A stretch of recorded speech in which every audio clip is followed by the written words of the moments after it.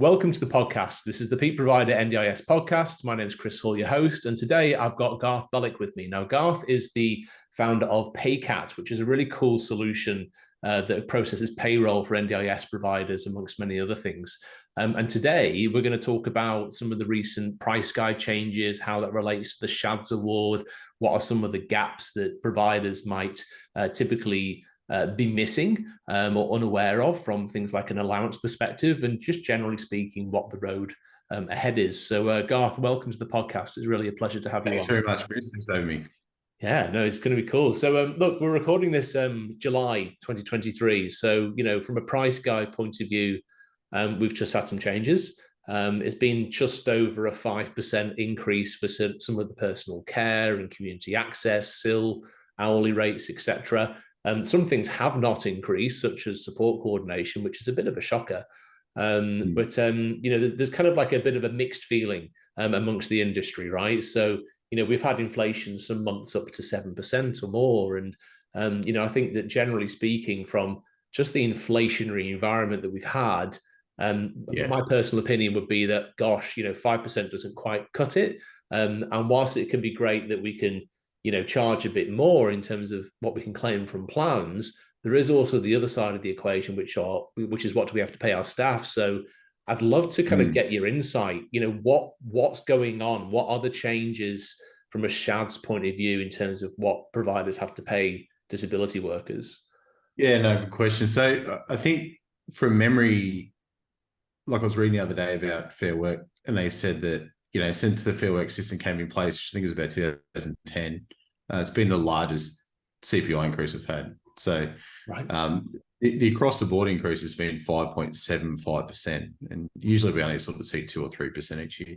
So it's definitely been the biggest increase that we've seen in recent memory. And, our providers out there are, most typically they're probably on level 2 pay point 1. So to put it in perspective, they were paying, like if you were under disability, for example, they were paying $38.08 per hour for a casual pay point, like level 2 pay point 1. Mm-hmm. That's moved to $40.26.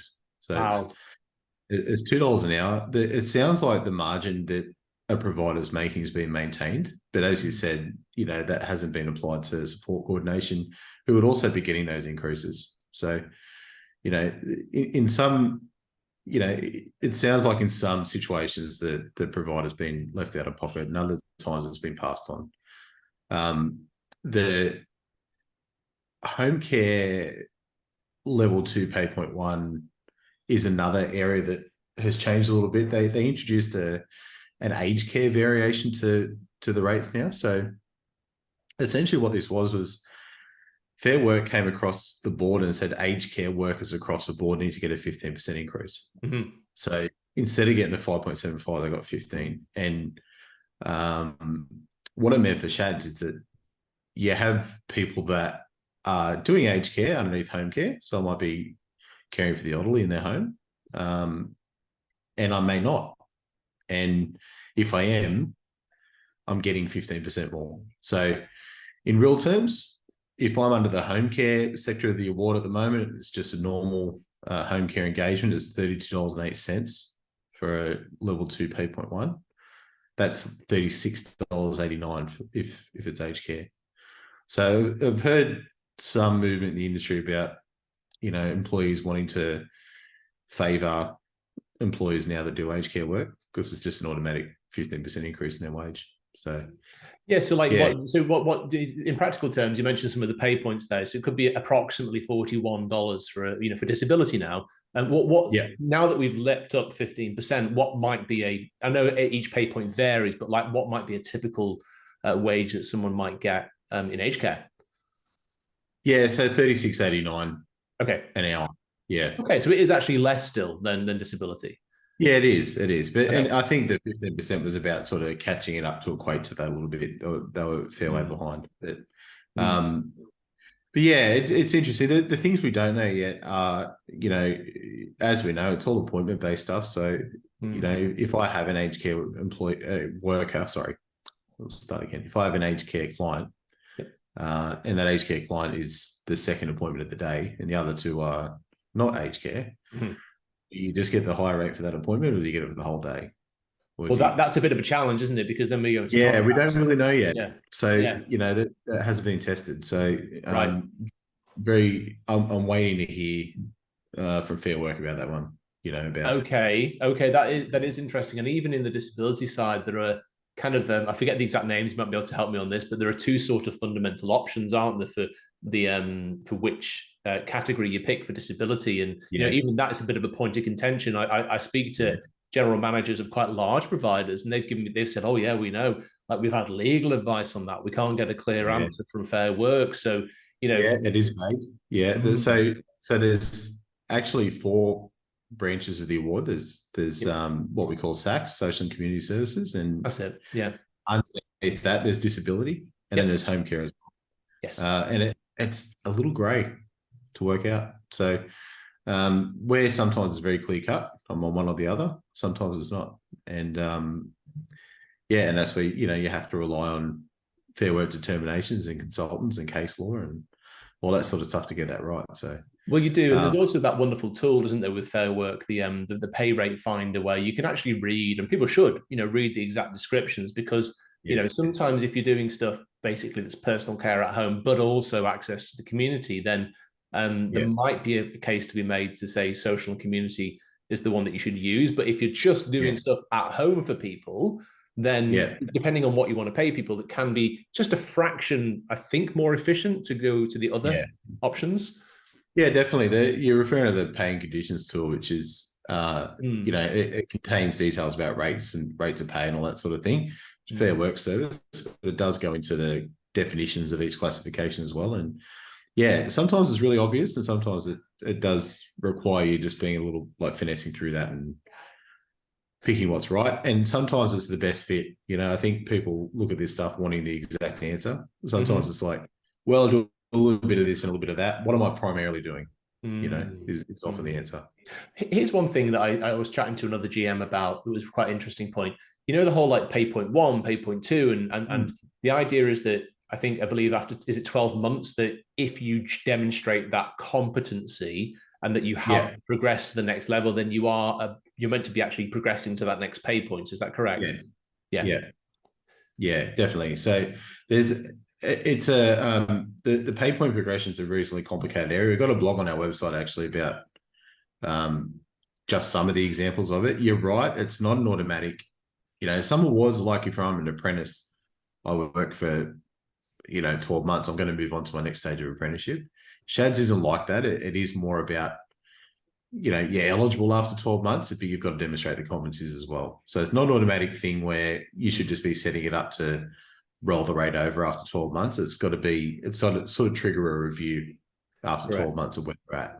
Yeah, Yeah. exactly. Because again, for people's emphasis, the level, and within a level, you've got pay points, and then you can Yes. progress within the level by a pay point, and then sometimes, Yeah. depending, you might progress to the next level, and then you kind of reset to pay point one, and then Yeah. progress.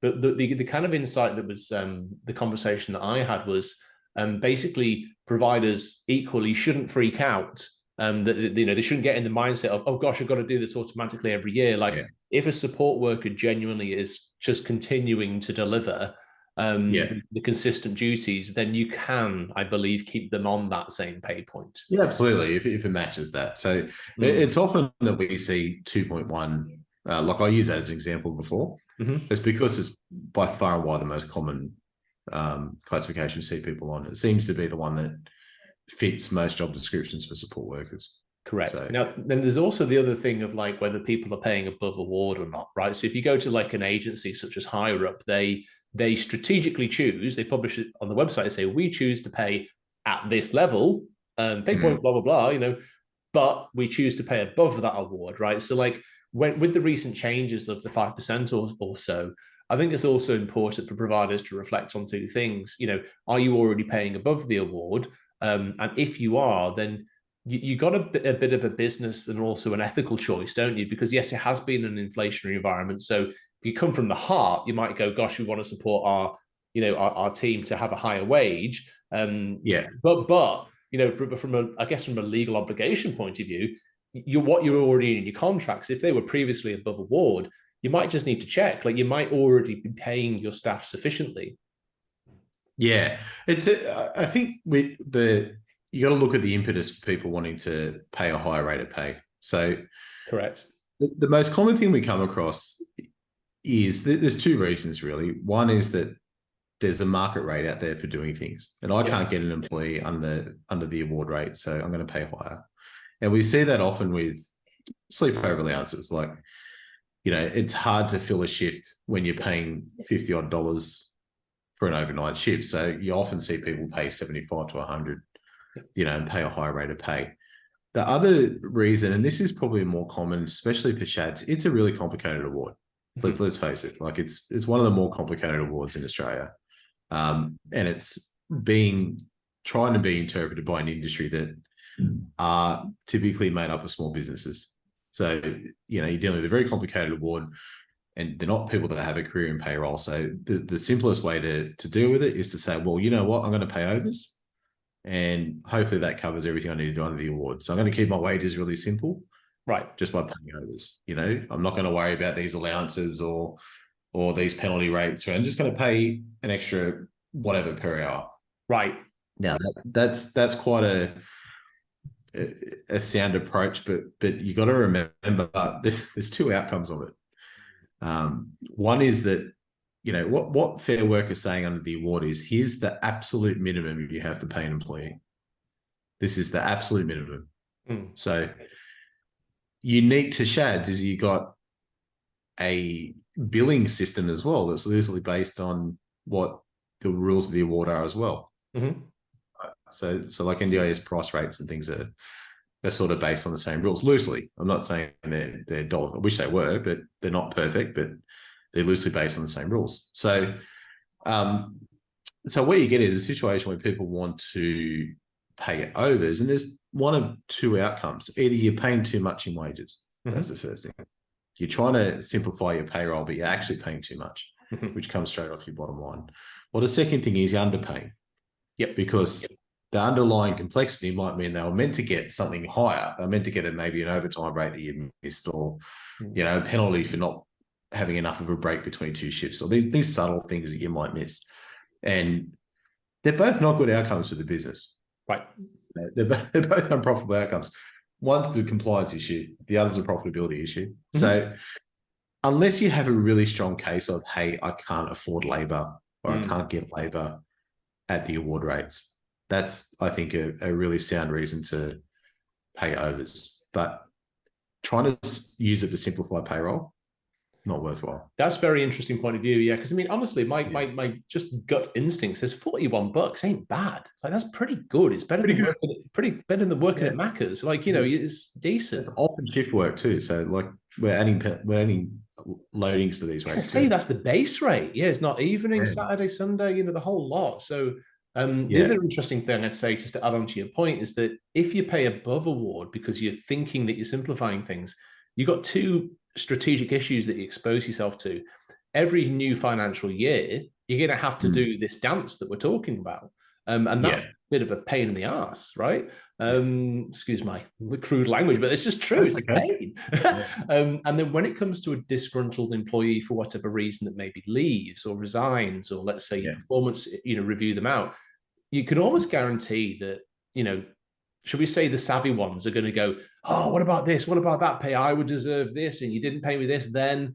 And the reason I mentioned that is that the amount of manual labor from, the director point of view, the owner, the accountant, and all that, to go through, let's say, the previous 1 to 2 years of pay slips, and actually reverse engineer what the heck happened and whether you did pay them enough. What should have been paid? That's so much effort. There's so much effort.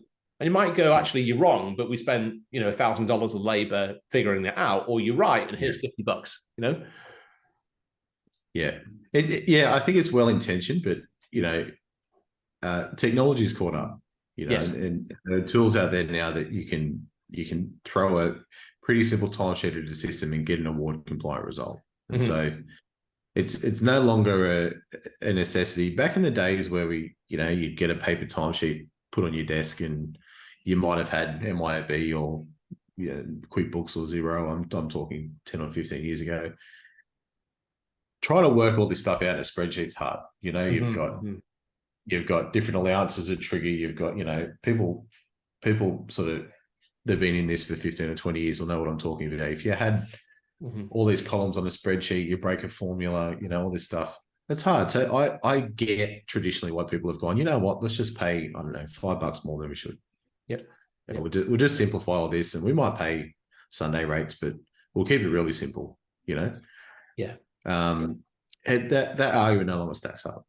Look, sometimes it's the right thing, sometimes it's not. I think it's just a quandary, right? Like, equally, because I coach people all the time and how to scale the businesses, I can tell you it's such a common story that net profitability before tax is just too low. Like, so many providers are either making a loss or just making even. And what I teach about is that people should be ideally making 10 to 15% profit after all tax as a minimum. And that even things like 5% profit is really dangerous, because you can, if everything was to stop in terms of your your income streams, and you still had your overheads and you have to pay your staff and all that, if everything had to stop when you're only making 5% profit, you last 3 weeks as a business. I've done the maths on this. You last 3 weeks. That's terrifying. You need to have way more oxygen in the coffers and the war chest and all that stuff. So, what you're saying could, I think, offer a lot of wisdom in terms of maybe, especially since things have increased quite healthily, in my view, maybe there's a case to be saying you should be just paying at the award rate and using an efficient technological solution to account for all the allowances, so you're not even overpaying on that.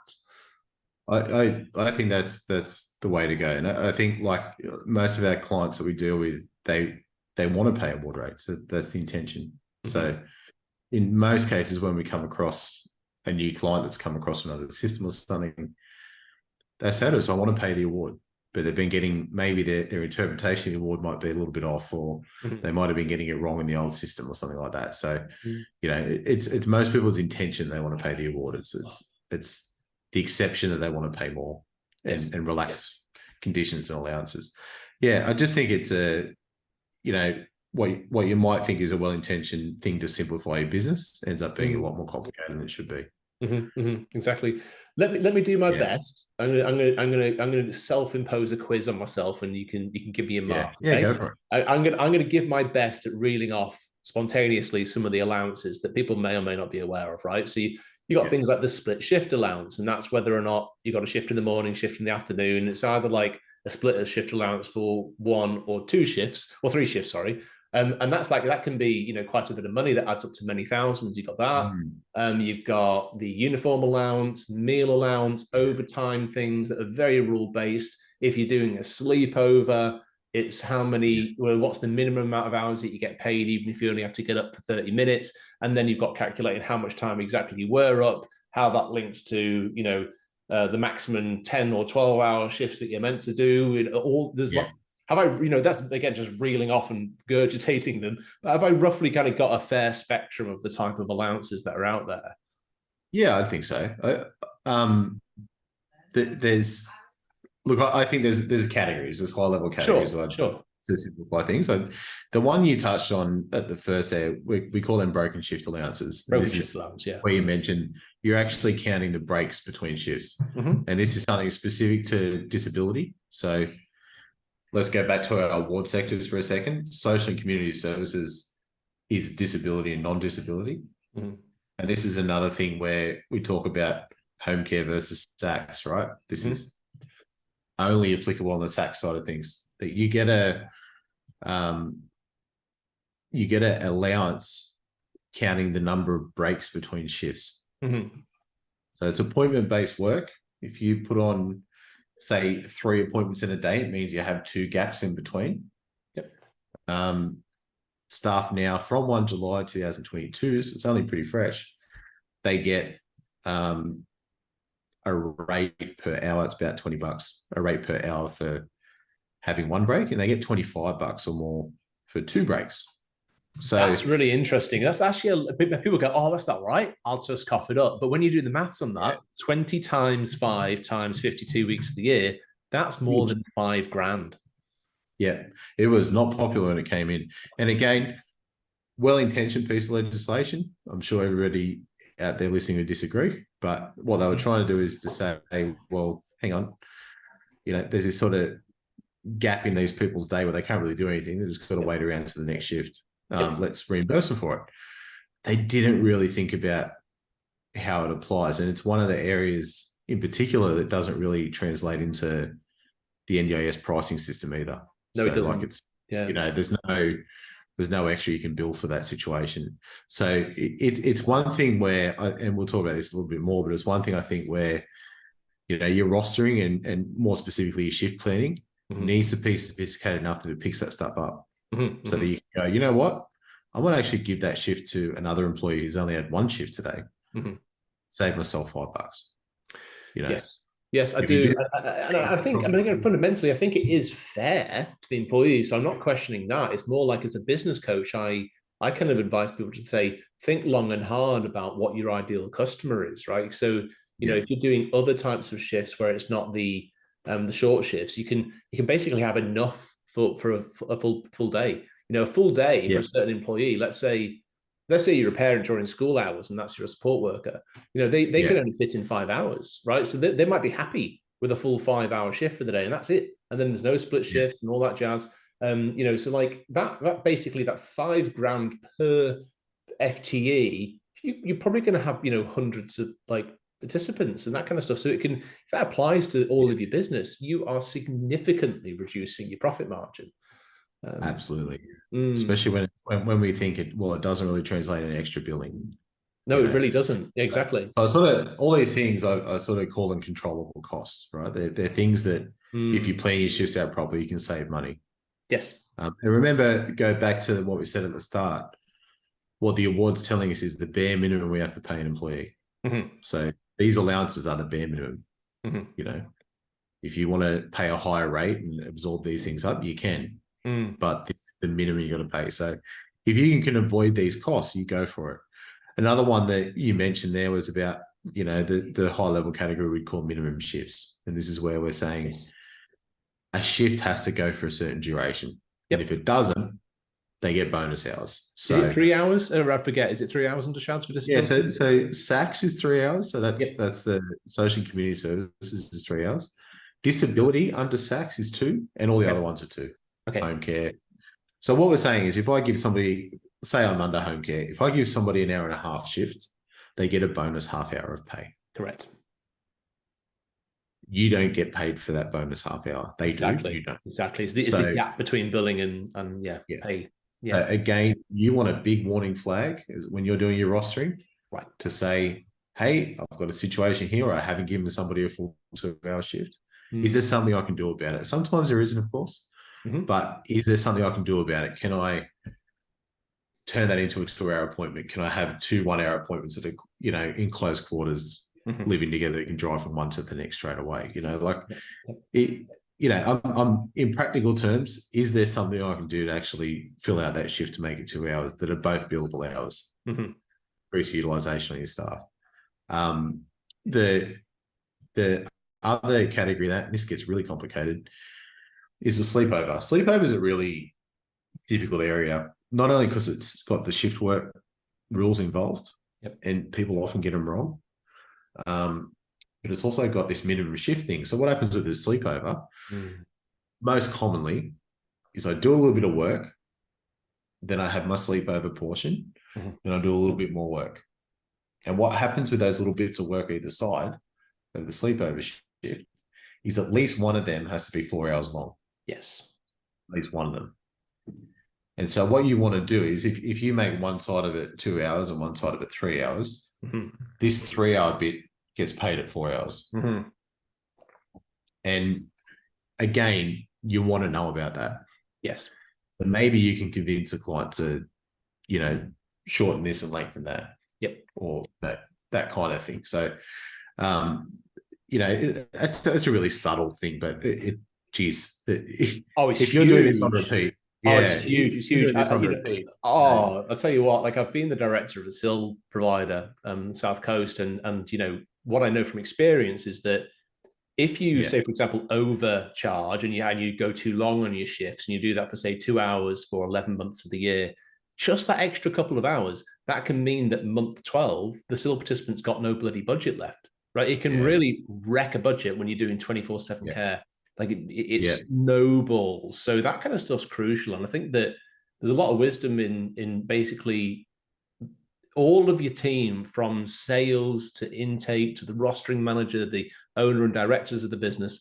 They just have to have that strategic knowledge so they don't muck it up in terms of what they agree to, right? And then, of course, I think there's a technological side where, billing solutions, payroll solutions, they can, give warning flags as well, to try and, correct the situation. So, I mean, let's talk about good rostering, good roster management and stuff is critical, right? Like, yes, a lot of this stuff you want to, what we always say to clients is you want to know this stuff before the shift's set, because if you try and do this on payday, it's already happened. Yes, there's nothing I can do about it at this point. I've got to pay that bonus hour. But if I know about it ahead of time, plan to fail to plan. It's it's really true in this industry. It comes down to rostering and making sure that you've got a system in place that's going to warn you when these things pop up. Yes, exactly. So let's talk systems, right? So everyone's on a different journey and in different stages. I think there's kind of 3 stages of evolution in my mind. I think stage 1 is the Excel, do everything on a spreadsheet manual stage, right? Stage 2 is some kind of rostering system that's ideally connected to your accounting system. And then stage 3 are specific SHAD award payroll systems. So, in that stage 1, it's very labor intensive to actually try and figure out all this stuff. And you could be exposing yourself to underpaying your staff, right? So I hope it's pretty clear to people that you can't scale on spreadsheets, right? You need to at some stage go to a rostering system. And then I suppose like stage 2 is when there's lots of systems out there. Your Zango, Visual Care, NYP, there's various ones, to name a few. And what they'll do is they'll have the core rostering function. It's got all the stuff like the apps for the staff to check into the shift. And it's cool. Like you need that just to roster. And then when people ask me all the time, like, how can I get better at my billing? I often say 2 things. I said this in a webinar last night. I said, look, make sure you've got bare minimum a bloody good rostering system. Make sure it's connected, ideally, perhaps to your accounting system like Xero or NYOB. And rather than necessarily billing, every fortnight, if you get that stuff together and you have your staff just doing timesheets in real time per shift, you actually have the ability to bill on a weekly basis, and that can really impact your cash flow in a very positive way. Because just by getting your IT right? So and of course that important piece of one way or another, ideally connecting the accounting payroll process together with the rostering system. So that is a great evolutionary point to be at. I think that's a celebration to go from Excel to that. But you and I know, and I'd like to unpack this a little bit, that a lot of the rostering systems will say they've got a SHADS award interpreter, but that actually it's not actually fully the case. They'll have certain things that they cover, but there'll be a variety of nuances and allowances, like we're alluding to, that can actually fall between the cracks. You hit the nail on the head. I think where the focus of these systems are is getting NDIS pricing correct. Right. And they do a really good job of that. Billing. The billing side is good. Yeah, exactly. Yeah. And you and I both know, and we just talked about broken shifts as a really classic example. Like, there are things in payroll that are completely at odds with NDIS billing and how that works. Right. So I look, I'm going to get some fruit thrown at me by the people listening that are selling these platforms. These platforms are really good at what they do. Yep. What they do isn't payroll. And if they say they do payroll, what they really mean is that they're interpreting the basics. Yep. And that's, like, I'm being really fair in what I'm saying there. Like, if it was tested against an industrial lawyer or Fair Work or something, I don't think it'd stack up. And I haven't really seen, I haven't even really seen a client using Deputy get it right. So what it means is there's 2 situations. You can completely rely on the results of that system and you're just getting your pays wrong. Or you've got a really competent payroll administrator who knows the rules of the SHADS award, and they are out there, and they're having to manually fix things up on payday to get it right. Correct. They're aware of the shortfalls of their system, and they have to go into their Xero or their MIB or whatever they're importing into and make those changes and get it right. And that works for a little while. 2 things can happen. One is that person leaves, and all of a sudden, I need that competent person with 20 years payroll knowledge to get it right. Or two, they're in there making these changes, and all of a sudden this business grows. Like, Yes. I mean, you can tell the same story. We see Shad's businesses go. I've got a friend of mine started Shad's business in NDIS business in 12 months ago. Mm-hmm. He just invited me to his 12-month party the other week. And I set him up on our software 12 months ago, and he had 6 staff. Mm-hmm. I got it set up in a couple of hours and just talked about what he wants, and and off he went. He had 42 people at the party. Wow. So, and look, that's really successful, but you see that so often that you do. Yeah. You have these like startup situations where they're just bang. Yep. All of a sudden you've got 50 staff. Yeah. 50 staff's a big company, Mm-hmm. And so if you're doing a whole bunch of manual stuff, if you're doing the per employee stuff in your pay cycle, it doesn't scale. Correct. Like you basically need to be able to import the timesheets and trust the result. Mm-hmm. So just going back to like those systems are great. They're good for time capture. They're really good for case notes. They're really good for getting the billing right. And if it integrates with the accounting system and creates a bill, that's great. Mm-hmm. They should be user friendly. They should be something that maybe tracks the location of the employee so that you substantiate the bill, and like all that sort of stuff's in a really good care management system. When it comes to payroll, beyond using it as a timesheet entry, I would err on the side of caution. Yes. Yeah, exactly. I agree. And look, I've you've shown me a system demo of PayCap, your solution and what you do there. And that, let's just kind of get it clear in people's minds.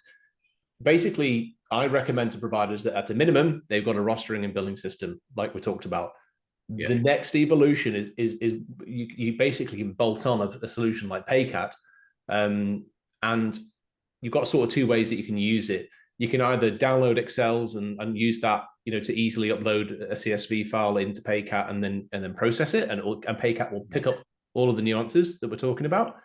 Sometimes there are integrations where the systems talk to each other already, depending on the connections.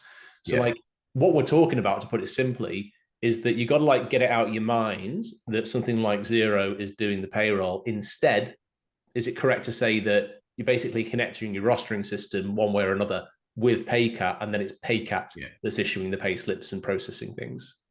Yeah, that's exactly right. So we have 2 kinds of customers. One that they have a care management system like we're talking about, visual care, shift care, MYP, all those types of products. Mm-hmm. They'll import their timesheets every week into PayCat, and then the payroll system will interpret based on the SHADS award with all these nuanced things that we're talking about and give you the compliant result.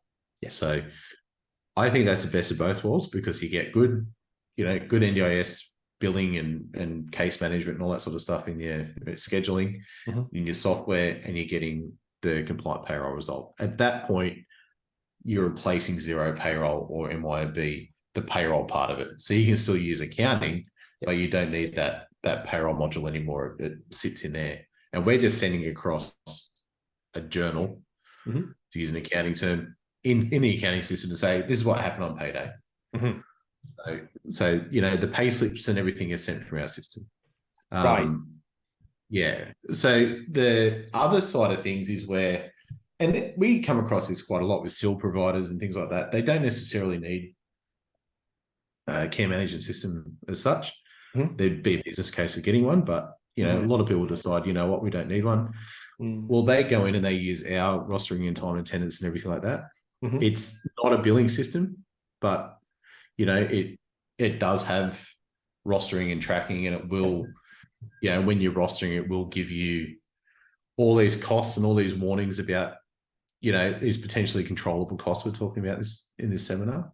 And that's another option. So we've had clients more recently come to us and say, we kind of want the best of both worlds. And the best of both worlds is probably where you have your care management system that's in place. It's primarily what staff use in their shift day in, day out. It captures all the timesheets, everything like that. But when you're planning out your schedule in that system, just quickly go in, export your roster, import it into PayCat, and have a look at these warnings. And just go in and go, you know what, I can see that there's a broken shift here. This guy's going to go into overtime over here. make a few adjustments once you see those things, and then roll out your roster.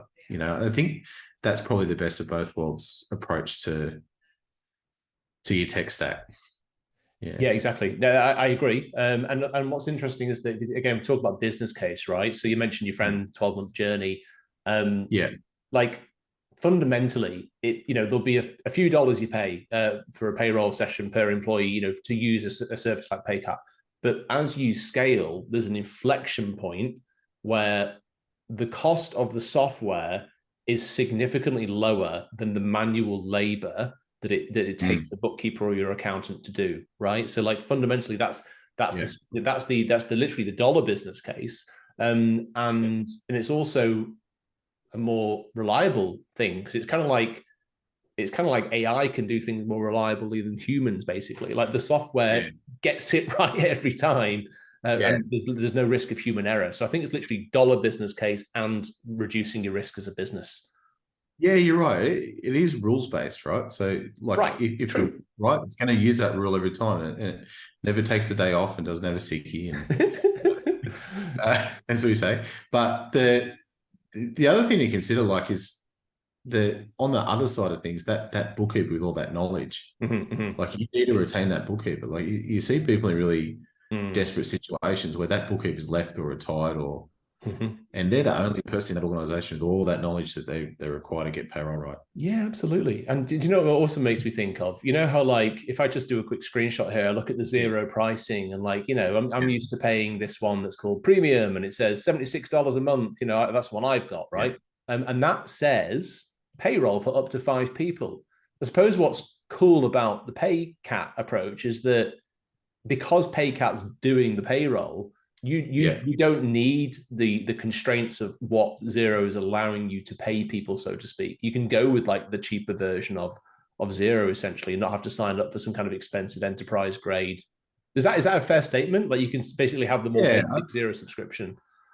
Yeah, so it lets you just put the accounting on without paying extra for payroll. So if you're using Xero for accounting, keep using it. You'll find that'll save you, I don't know, I think it's $4 or something, Xero charge for payroll per employee. Per employee, right? So that's not nothing. That adds up as you scale, right?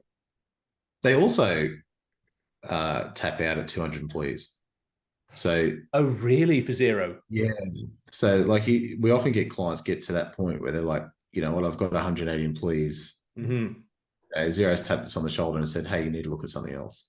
So I remember that now. You've mentioned that before, and that's such a bloody shame because then the other ones don't have that cap. But personally, I used to use MYOB, and I think it's a bit of like a clunky old SAP like solution that it may be good and it may be comprehensive, but I just love the ease of use of things like Xero. So everyone's got the personal flares, but I suppose what you're saying here is that if you chose to do PayCat and you love Xero and you choose Xero, we don't have that scaling limit of 200 employees anymore because we've found a different way.